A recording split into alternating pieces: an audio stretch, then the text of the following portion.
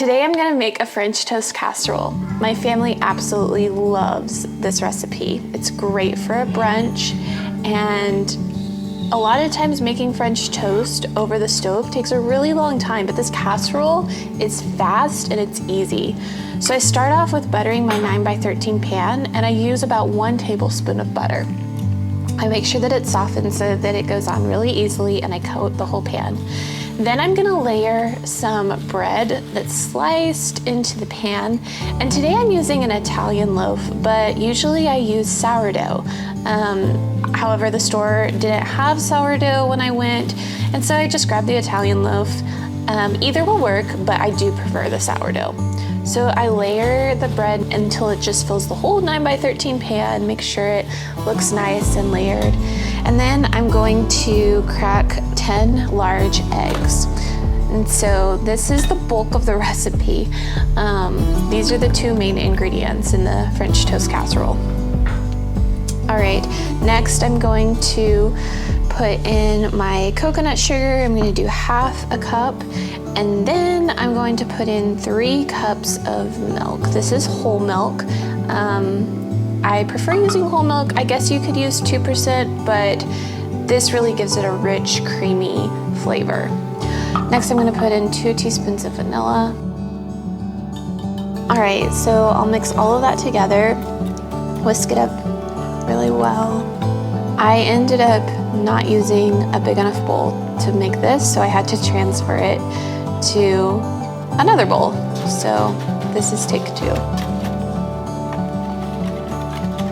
All right, so now it goes over the bread, just pouring it nice and even, drenching that bread in the egg mixture.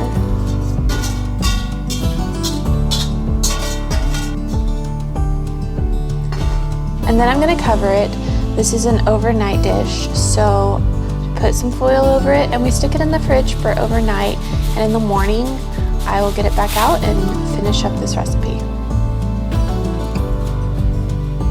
All right, so it's day 2 and I am going to make the toppings. So first I'm gonna set the recipe out, let it sit for about 30 minutes in the dish while the oven is preheating to 375. So I just put in 1/2 cup of coconut sugar, doing a pinch of salt, and then I'm going to add some flour. So you just need a little bit of flour for that. Yeah, just 1/2 cup of flour. And I use all-purpose, but I could also grind some wheat berries and use some whole wheat flour. It's just gonna help with the texture of this topping. And then I like to add cinnamon to this, and so like about 2 teaspoons of cinnamon. If you like more flavor, you can go for 3. That part is more just how much flavor of cinnamon you want. And then I'm gonna chop a heaping cup of pecans. As y'all know, I am not really stingy with pecans because I get them from my parents' house in New Mexico. So I use a lot of pecans on everything. This is butter being grated.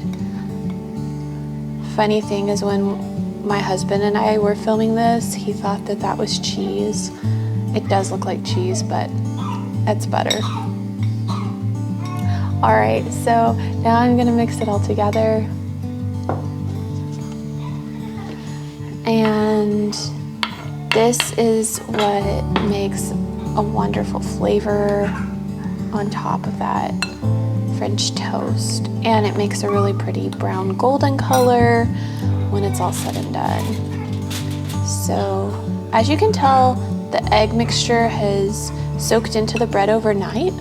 And now I'm just gonna top it with this yummy cinnamon pecan flavored topping. By now my oven has preheated to 375. Put it in there and let it cook for about 35 to 40 minutes or until it's golden brown. Let it sit for a few minutes and then it'll be ready to serve.